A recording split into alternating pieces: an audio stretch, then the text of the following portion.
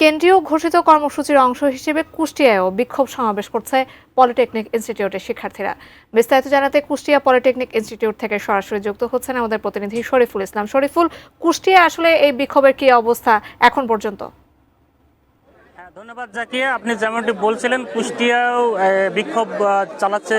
আপনি দেখতে পাচ্ছেন আমার পিছনে অসংখ্য শিক্ষার্থী তাদের 6 দফা দাবিতে কুষ্টিয়া পলিটেকনিক ইনস্টিটিউট চত্বরে তারা এই বিক্ষোভ সমাবেশ করেছে। বিক্ষোভ সমাবেশ মূলত সকাল 10টা 30-এ তারা শুরু করেছে। এই বিক্ষোভ সমাবেশে এতক্ষণ তারা তাদের 6 দফা দাবির পক্ষে যুক্তি দিয়ে অনেকে বক্তব্য রেখেছেন এবং বিক্ষোভ মিছিলে তারা স্লোগানে এই ক্যাম্পাস চত্বর মুখরিত করেছিলেন।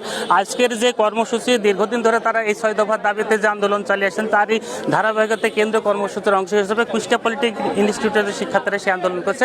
আমি মূলত তাদের সাথেই কথা বলবো, তারা যে আন্দোলনটা করছেন, আজকের আন্দোলনের কর্মসূচি কি, তাদের মুখ থেকে শুনবো একজন শিক্ষার্থী যারা আন্দোলনের নেতৃত্ব দিচ্ছেন।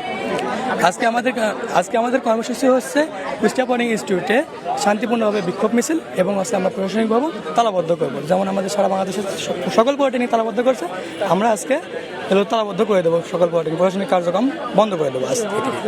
আর হচ্ছে আন্দোলনের যাতে আমাদের দাবি না মানা হয়, আমরা মাঠে আসি এবং থাকবো এবং চূড়ান্ত পর্যায়ে যাবো আমরা।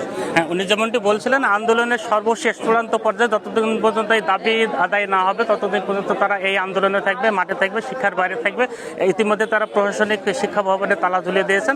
আন্দোলনের সর্বশেষ ওদের একদম তাদের দাবি চূড়ান্ত পর্যায়ে দাবি মানা না হওয়া পর্যন্ত তারা এই আন্দোলন চালিয়ে যাবেন বলে এখন পর্যন্ত যারা এই অবস্থান করছে কুষ্টিয়া পলিটেকনিক ইনস্টিটিউট চত্বরে, তারা এই আন্দোলনরত শিক্ষার্থীরা জানিয়েছেন। এই ছিল কুষ্টিয়া পলিটেকনিক ইনস্টিটিউট থেকে আন্দোলনরত 6 দফা দাবির পক্ষে আন্দোলনরত শিক্ষার্থীদের নিয়ে সর্বশেষ খবর।